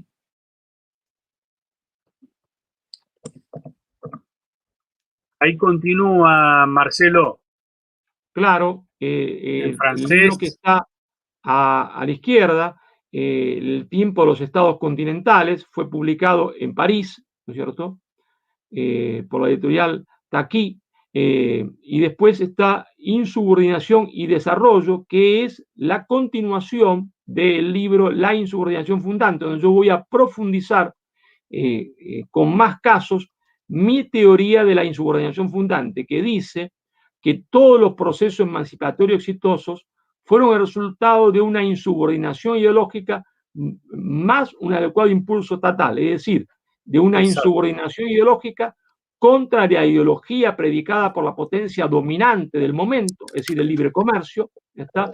Más un adecuado impulso estatal que pone lo que un Estado tiene en potencia en acto. Entonces yo en el libro La insubordinación fundante había desarrollado los casos de Estados Unidos, los casos de Japón, de Alemania, de Inglaterra, y en este libro, Insubordinación y Desarrollo, voy a aportar más casos para trabajar esta teoría. Voy a trabajar el caso de Canadá, voy a trabajar el caso de Portugal, el caso de España, el caso de Corea del Sur. Es decir, aporto más casos para ir conformando la teoría de la insubordinación fundante. Y el otro libro que figura en la placa, Insubordinazione e Sviluppo, que está editado en Roma, en Italia, es la traducción al italiano, obviamente, del libro rojo y blanco que está en el medio, que es Insubordinación y Desarrollo. Tuve el honor de presentar este libro, se entiende, en la Universidad de la Sapienza, en Roma, está ya hace un par de años atrás. Esto es importante lo que planteas, me parece a mí. Ahora, después seguimos con los libros. ¿Qué es lo que tienen que estudiar y profundizar nuestros jóvenes? Vos planteabas el tema de la importancia que ha tenido en la insubordinación fundante el rol del Estado, porque todos los desarrollos que hubo en Estados Unidos, Alemania, Gran Bretaña, Corea, el Estado ha jugado un papel fundamental. Ahora, el Estado se integra por personas, o sea que tenemos que trabajar con las nuevas generaciones para cuando administren el Estado, realmente sea también un Estado insubordinado, ¿no es cierto? Claro, yo voy a sostener ahí con el ejemplo de los Estados Unidos de Norteamérica, que fue quien realizó la primera insubordinación fundante, que no es la mano mágica del mercado lo que construyó a los Estados Unidos como una potencia industrial, sino que fue la mano mágica de la buena política, porque justamente cuando los Estados Unidos se hacen independientes con la dupla Washington-Hamilton, Hamilton era su primer secretario del Tesoro, nuestro equivalente a ministro de Economía, ¿no es cierto?, le dice a Washington, mire presidente, la industria es como un niño, necesita muchísima protección cuando es niño, mucha protección cuando es bebé, mucha protección cuando es niño, menos protección cuando es joven, después ninguna protección si no se vuelve contraproducente, pero tenemos que proteger nuestra industria naciente contra la competencia británica. Y los Estados Unidos fueron proteccionistas durante 100 años, hasta después de la Segunda Guerra Mundial. Claro, después de la Segunda Guerra Mundial, ellos que habían sido la patria del proteccionismo económico, ya no lo necesitaban más y se convierten, como habían sido los ingleses, en predicadores del libre comercio para que los otros no se industrialicen. Esa es la realidad. Me gusta vos trajiste de Hamilton, creo que de Hamilton, cuando Hamilton le dice a los ingleses, no, ustedes son nuestros maestros, queremos hacer lo que ustedes hacen, no lo que ustedes dicen. Claro, claro. Y lo mismo pasó con Alemania, no fue la mano mágica del mercado lo que va a desarrollar Alemania, sino la insubordinación fundante alemana, proteccionismo económico, unión aduanera, que comienza con el Zollverein, la famosa unión aduanera alemana, y eso quiere decir Zollverein, ¿no es cierto? Porque nosotros, a mí siempre me cuesta mucho trabajo, porque los alumnos creen que Alemania siempre fue un país ordenado, industrializado, con conciencia nacional. No, nada más lejos de eso. Alemania era un país que vivía de exportar, ¿no es cierto?, vacas, madera a Gran Bretaña, ¿tá?, que no tenía conciencia nacional. Era como somos ahora los hispanoamericanos. Los de Baviera se creían bávaros, aunque hablaban alemán como los prusianos se creían prusianos, aunque hablaban alemán como los bávaros. Los de Hannover lo mismo, cada uno tenía su moneda, su ejército, su diplomacia, su cancillería, se enfrentaban unos con otros, ¿está? Y eran una región subordinada a Gran Bretaña. ¿Hasta cuándo? Hasta que aparece la prédica de un hombre que fue Federico List, que va a ser muy importante porque a partir de su prédica los alemanes van a comenzar a entender y van a hacer la unión aduanera, es decir, todos estos estados que eran independientes, que tenían su ejército, su bandera, su diplomacia, sus pesos y medidas, se unen a una unión aduanera, una unión económica, se unen a partir del proteccionismo económico para impedir la llegada de los productos británicos, y esta unidad económica va a posibilitar después la unidad de la nación alemana, ¿tá? La configuración, el nacimiento, se entiende, del Estado alemán, está porque era una nación que no sabían que era una nación, cada uno se consideraba como nosotros, los hispanoamericanos, una nación, está distinta de la otra, a pesar de que hablaban la misma lengua. Y bueno, es a partir de la unión económica que ellos logran ese proceso, es decir, no es la mano mágica del mercado, está, no es que los alemanes fuesen disciplinados, porque no lo eran, no es que fuesen ordenados, porque ya lo cuenta Hegel, las ciudades alemanas eran una inmundicia, eran una suciedad horrible, porque cada uno tiraba sus necesidades por las ventanas, ¿está? No tenían ni conciencia de nación, ni orden, ni nada. Es la política lo que construye, se entiende, el Estado alemán. La mano mágica de la política, de la buena política. Claro, yo entiendo que estamos tan acostumbrados a la mala política que no entendamos que hay buena política, ¿no? Pero hay buena política. Bueno, esto es lo que tiene que ver con la colonización cultural y pedagógica. Así que esos son otros de los temas que tenemos que trabajar. Así que, bueno, Marcelo, estamos más o menos llegando al fin. Creo que nos has dejado un montón de temas con los cuales vamos a tratar, pero antes de cortar, tenemos una placa con 4 libros más, a los cuales yo te voy a pedir que los defina. Pásalo, no, Gabriela. Bueno, ahí está la historia oculta, que es la aplicación de la teoría de la insubordinación fundante al caso argentino. Entonces yo voy a relatar la historia argentina desde los tiempos hispánicos hasta, ¿no es cierto?, la caída de don Juan Manuel de Rosas, haciendo mucho hincapié, ¿no es cierto?, en el primer intento de insubordinación fundante protagonizado por José Gervasio Artigas y por Juan Manuel de Rosas, ¿no es cierto?, y voy a ir explicando las contradicciones de la historia argentina, esas contradicciones que hemos explicado hoy: proteccionismo, libre comercio, patria grande, patria chica, tradicionalismo, modernismo, están explicadas en este libro, La historia oculta, que lleva como subtítulo La lucha del pueblo argentino por su independencia del imperio inglés, porque la realidad es que nosotros fuimos una semicolonia de Gran Bretaña, que nos subordinó culturalmente, tuvimos himno, tuvimos bandera, tuvimos ejército para desfilar, pero fuimos una semicolonia británica, y yo me atrevería a decir que todavía somos una colonia británica, porque Malvinas, ¿entiendes?, es la cara visible de la dominación invisible de Gran Bretaña y de la Argentina, porque toda la cordillera de los Andes, que está siendo saqueada por compañías hoy que tienen bandera de Nueva Zelanda, de Australia, de Sudáfrica, en realidad son compañías británicas. Por eso me atrevo a decir que Malvinas es la cara visible de la ocupación invisible de Gran Bretaña, que controla la cordillera de los Andes y controla nuestros puertos.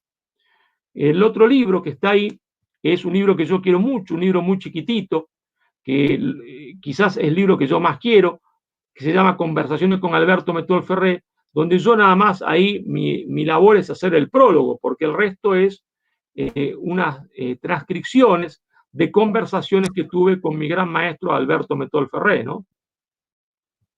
El otro libro que figura ahí es Aya de la Torre, La lucha por la patria grande,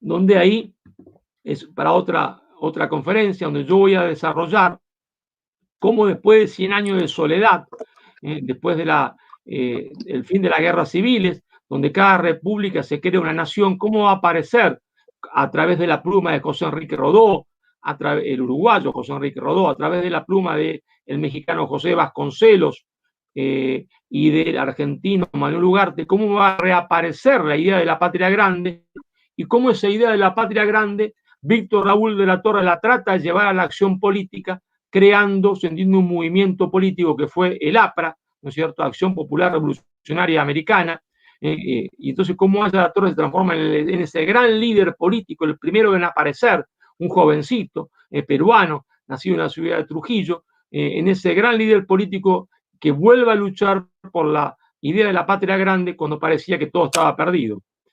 El libro que está a la derecha de la pantalla, Las construcciones del potere, ¿no es cierto?, está publicado en Italia, también en Florencia, ¿no es cierto?, por Editorial Valecchi, es la traducción al italiano de mi libro La insubordinación fundante. Ellos, al traducirlo y publicarlo en Italia, pidieron autorización para cambiarle el nombre. yo acepté, por eso se llama en italiano la construcción del poder, la construcción del poder desde el imperialismo norteamericano hasta nuestros días, el imperialismo británico hasta nuestros días. Bien. Ahí un poco está resumido los otros libros, ¿no? ¿Se escucha? Yo sí, por lo menos, no sé si el resto. Sí. No, entonces escuchan todos. Bueno, Marcelo, te quería comentar, tomando las palabras de nuestro rector, donde él está haciendo un esfuerzo muy grande con el Consejo Superior, con los institutos que tenemos acá, para incorporar la materia de introducción a los pensadores nacionales y de nuestra América, y nos comprometimos a constituir la Biblioteca de Pensadores Nacionales.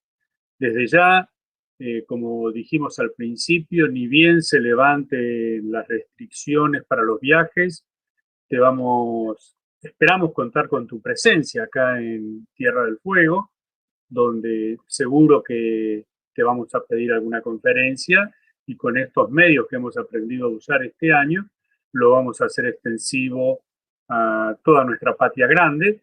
Y después te vamos a invitar a comer un cordero a la cruz, como decimos acá, ¿no es cierto? Palabra de honor.